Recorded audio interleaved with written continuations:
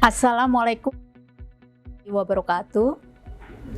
Saya Dwi Irianti Hadiningdia, Direktur Pembiayaan Syariah, Direktorat Jenderal Pengelolaan Pembiayaan dan Risiko, Kementerian Keuangan. Para pembelajar dimanapun Anda berada, pada kesempatan ini kita akan belajar mengenai Surat Berharga Syariah Negara, disingkat SBSN, atau lebih dikenal dengan Sukuk Negara. Sukuk Negara atau SBSN adalah surat berharga negara yang diterbitkan oleh pemerintah berdasarkan prinsip syariah sebagai bukti atas bagian penyertaan terhadap aset SBSN baik dalam mata uang rupiah maupun valuta asing. Penerbitan SBSN diperlukan satu dasar hukum yang kuat. Kenapa? Karena penerbitan SBSN ini akan memberikan tanggung jawab kepada pemerintah untuk membayar kembali baik imbalan dan juga pokok dari SBSN itu tepat waktu. Dalam penyusunannya untuk Undang-Undang SBSN nomor 19 tahun 2008 tersebut melibatkan banyak pihak baik dari kalangan internal Kementerian Keuangan maupun pihak lain. Hal ini mengingat ada banyak aspek yang harus terangkum dalam ketentuan peraturan mengenai SBSN tersebut. Antara lain penggunaan barang milik negara, yang dimana sudah diatur di Undang-Undang Nomor 1 2004, tapi kita perlu lex spesialis karena penggunaan BMN dalam penerbitan SBSN sebagai underlying ini adalah digunakan tidak legal title-nya, tapi beneficial ownership atau hak manfaatnya saja. Di samping itu perlu adanya pendirian SPV atau Special Purpose Vehicle yang dalam undang-undang kita atau undang-undang SBSN ini disebut perusahaan penerbit SBSN. Juga diperlukan konsep wali amanat dan yang tidak kalah penting adalah aspek syariah dari sukuk negara tersebut. Dengan dukungan dari DPR, rancangan undang-undang SBSN ini selesai hanya dalam 3,5 bulan dari periode akhir Januari 2008 dan diundangkan tanggal 7 Mei 2008. Sejalan dengan tujuan utama penerbitan SBSN yaitu untuk membiayai APBN, manfaat penerbitan SBSN dan dari pemerintah antara lain merupakan diversifikasi sumber pembiayaan APBN selain obligasi negara dan pinjaman luar negeri, kemudian menyediakan alternatif instrumen investasi yang aman kepada masyarakat, sumber pembiayaan proyek-proyek pemerintah, dan mendukung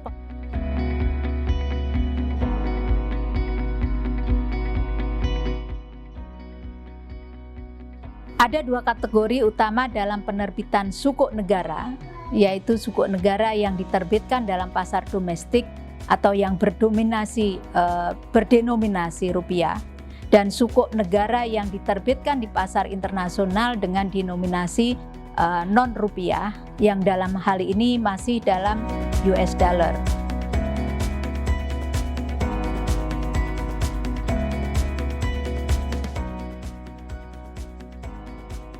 Terdapat 8 seri sukuk negara yang telah diterbitkan oleh pemerintah sejak tahun 2008 hingga tahun 2021 dengan total issuance saat ini lebih dari 1.800 triliun rupiah untuk mendukung APBN selama 13 tahun. Berikut merupakan 8 seri sukuk negara di Indonesia. Yang pertama SPNS atau Surat Perbendaraan Negara Syariah.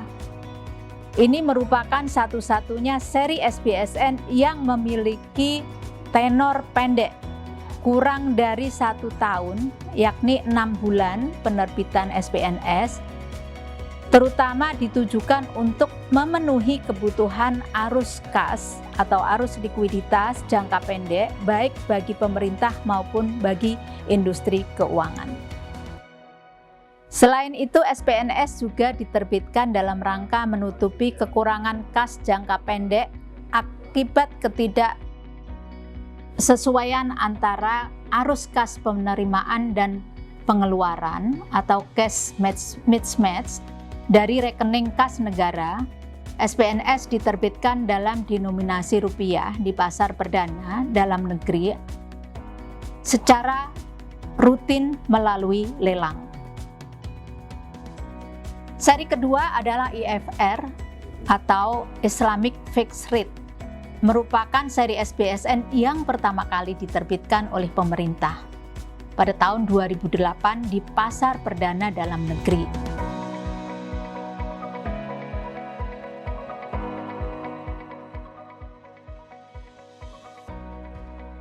Penerbitan seri IFR pertama kali dilakukan melalui metode book building dan selanjutnya diterbitkan melalui lelang secara rutin mulai tahun 2009.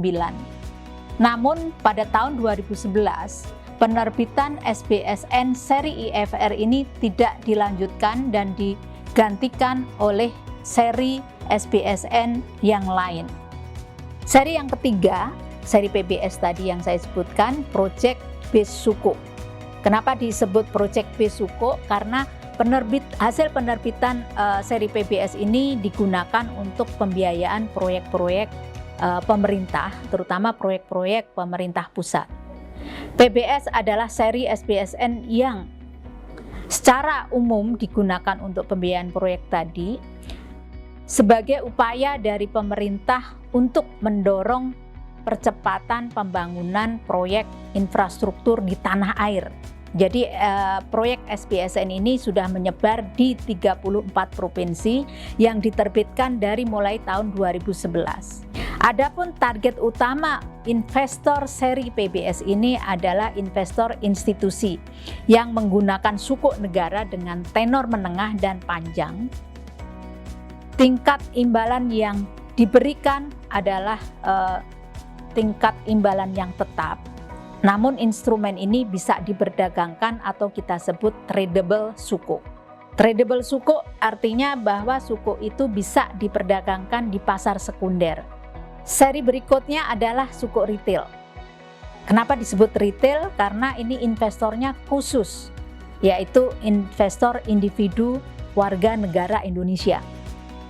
Penerbitan suku negara retail juga diharapkan dapat mendukung kebijakan pemerintah terkait dalam keuangan inklusif dengan menawarkan minimal pembelian hanya 1 juta.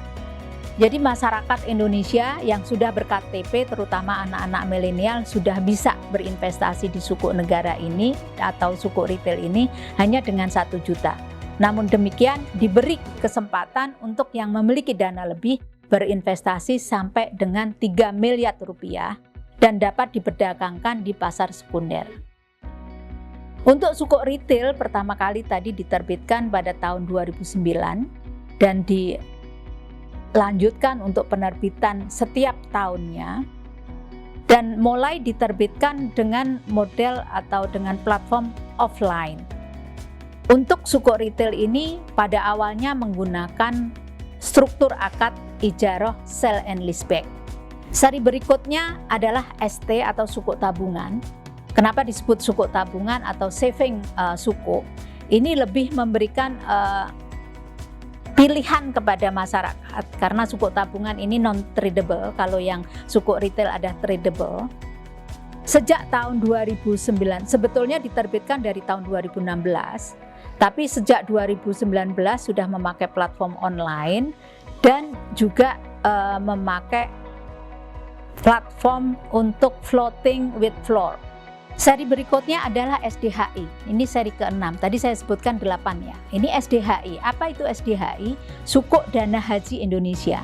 Ini di structure khusus memang digunakan untuk memfasilitasi dana haji yang waktu itu dikelola oleh Kementerian Agama untuk menjaga agar dana yang dikelola oleh Kementerian Agama tersebut aman. Kenapa harus masuk ke suku? Karena pada saat ditempatkan di perbankan, itu yang dijamin oleh LPS hanya 2 miliar per rekening. Sementara dana pada saat 2009 itu sudah mencapai sekitar 90 triliun. Akhirnya kita desain dengan adanya SDHI tersebut, posisi Kementerian Agama selaku manajer dari pengelolaan dana haji tersebut kita perlakukan juga sebagai investor.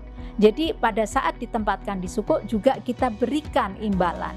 Nah, pada saat itu kita buat MOU karena memang belum ada pegawai yang khusus menangani investasi ini, sehingga kita buat MOU. Kemudian SDHI ini kita desain untuk non tradable dan penampatannya pun melalui private placement, bukan melalui lelang, jadi khusus gitu. Untuk sukuk negara seri yang ketujuh adalah SNI, singkatan dari Sukuk Negara Indonesia. Sukuk Negara Indonesia atau seri SNI ini diterbitkan di pasar global atau pasar internasional dan diterbitkan sejak tahun 2009 yang kita sebut juga sukuk falas. Pada periode tahun 2009 hingga 2013, SNI atau seri sukuk falas ini masih menggunakan struktur akad ijarah sale and leaseback, yaitu yang 100% underlying-nya berupa BMN. Tapi sejak tahun 2014 kita memperkenalkan seri yang lain, yaitu seri wakalah, di mana 51%-nya itu berupa BMN underlying-nya dan 49%-nya itu berupa proyek-proyek yang sedang dilaksanakan pada tahun penerbitannya, dan seluruh proyek itu harus sudah dialokasikan di APBN. Ada seri satu lagi yang belum, yaitu seri Cash Wakaf Link Sukuk. Ini adalah seri ke-8 atau seri terbaru. Cash Wakaf Link Sukuk adalah kita mencoba mendorong program pemerintah untuk program wakaf nasional atau cash wakaf nasional, sehingga kita memberikan instrumen Cash Wakaf Link Sukuk ini untuk memudahkan masyarakat berwakaf dan wakafnya temporer, kemudian imbalannya pun bisa disalurkan langsung kepada mauquf alaih dan akan membangun ekosistem baru untuk wakaf produktif di Indonesia.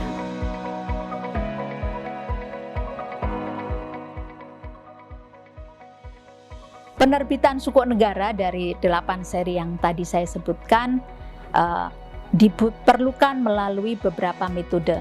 Dalam hal ini ada 3 metode yang memang digunakan untuk penerbitan sukuk negara. Yang pertama adalah lelang. Lelang dilakukan setiap 2 minggu sekali. Kemudian yang kedua, book building. Yang ketiga, private placement. Saya akan menjelaskan masing-masing metode tadi. Pertama, mengenai metode penerbitan secara lelang. Pada dasarnya merupakan penjualan SBSN melalui dealer utama atau kita sebut peserta lelang dulu. Sekarang sudah ada dealer utama dengan calon investor yang mengajukan penawaran pembelian, baik yang berupa kompetitif atau non-kompetitif, dalam satu periode penawaran yang menggunakan sistem lelang. Jenis seri yang ditawarkan dalam lelang SBSN ini adalah seri IFR, itu yang pertama kali, namun sekarang sudah nggak ditawarkan. Kemudian untuk saat ini yang ditawarkan adalah PBS dan seri SPNS.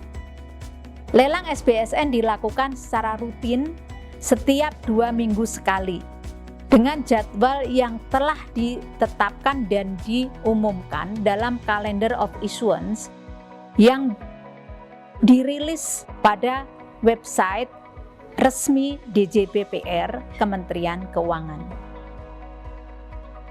Metode yang kedua adalah book building. Book building ini adalah kegiatan penjualan SBSN melalui agen penjual. Kalau tadi dealer utama untuk lelang, kalau ini agen penjual atau mitra distribusi. Siapa yang bisa menjadi agen penjual dan atau mitra distribusi ini? Antara lain adalah bank dan juga perusahaan sekuritas yang mereka akan menggunakan pemasaran atau penawaran pembelian dalam periode penawaran yang telah ditetapkan oleh pemerintah. Yang menggunakan metode book building ini antara lain sukuk retail, kemudian sukuk tabungan, dan cash wakaf link sukuk itu untuk yang di dalam negeri. Kalau untuk yang di luar negeri seri SNI tadi. Metode yang ketiga adalah private placement atau penjualan secara langsung. Apa itu private placement? Ini kegiatan jual beli atau penjualan SPSN yang dilakukan oleh pemerintah kepada satu pihak dengan ketentuan dan persyaratan atau term and condition SPSN yang disepakati antara investor yang membeli tadi dengan pemerintah. Nah, ini dilakukan secara private placement, kemudian pihak dari investor itu langsung menyampaikan penawarannya kepada pemerintah, kemudian dilakukan negosiasi mengenai term and condition-nya tadi. Apa saja yang bisa ditawarkan melalui private placement? Pertama yang tadi SDHI, kemudian seri PBS, dan juga seri cash wakaf link sukuk.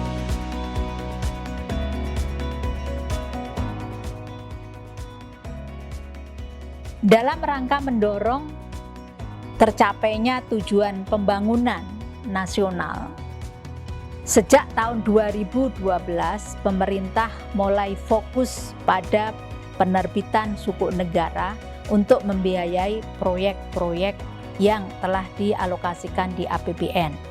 Sesuai dengan amanat Undang-Undang Nomor 19 Tahun 2008 tentang SPSN atau sukuk negara, penerbitan sukuk ini juga dapat digunakan secara langsung untuk pembiayaan proyek selain untuk pembiayaan APBN.